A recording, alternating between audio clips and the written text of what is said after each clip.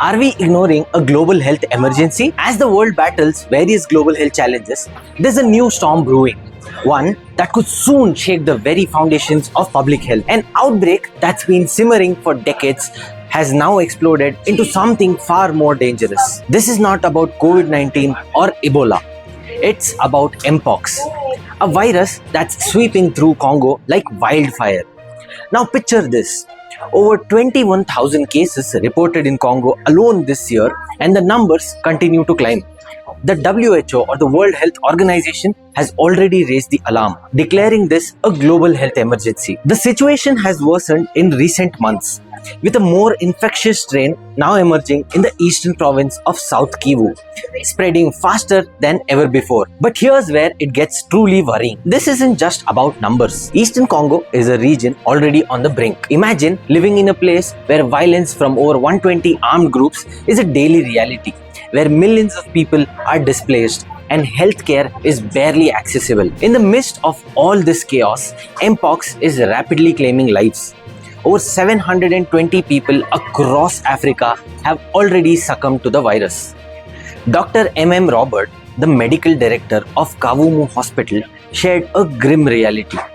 His hospital is operating at 4 times its capacity. Resources are stretched to the limit, and yet there's no choice but to continue the fight. The problem isn't just limited to hospitals being overwhelmed. Large groups of Eastern Congo are completely cut off from essential services due to ongoing conflict and poor infrastructure. In these forgotten corners, where health services are a luxury, Mpox spreads unchecked. The virus, once confined to the shadows, has now become a public health crisis that can no longer be ignored. But there's a flicker of hope. International aid has started to trickle in. 250,000 doses of Mpox vaccine from the European Union and the US have made their way onto Congo.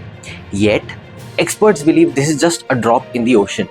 With a population in dire need of protection, Congo's government has stated that at least 3 million doses are required. Right now, the vaccines are only approved for adults, leaving many vulnerable groups, especially children, which are unprotected. As this outbreak unfolds, it has become clear that the world's response has been slow. The virus, once regarded as a tropical disease, has not garnered the same urgency as previous outbreaks like Ebola or COVID-19. Experts like Professor Ali have voiced concerns that the global community is overlooking a crisis that doesn't directly impact the West. On the ground, the situation is even more dire. In Kamituga, a mining town at the center of the outbreak, stories of confusion and fear are commonplace. People like Visoba, who fell ill without realizing she had Mpox, reflect the alarming gap in public awareness. Parents like Diego were shocked when their children were diagnosed with the disease. Many believed it only affected adults. The clock is ticking and the stakes couldn't be higher. Health experts are calling for a drastic action to curb the spread of Mpox, urging governments and organizations to step up their efforts in the vaccination awareness and healthcare support. The outbreak in Congo is a stark reminder of how fragile our global health systems can be. What began as a regional concern now has the potential to spill over into neighboring countries and beyond.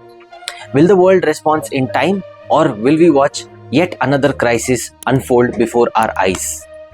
Stay informed, stay alert. This outbreak is far from over.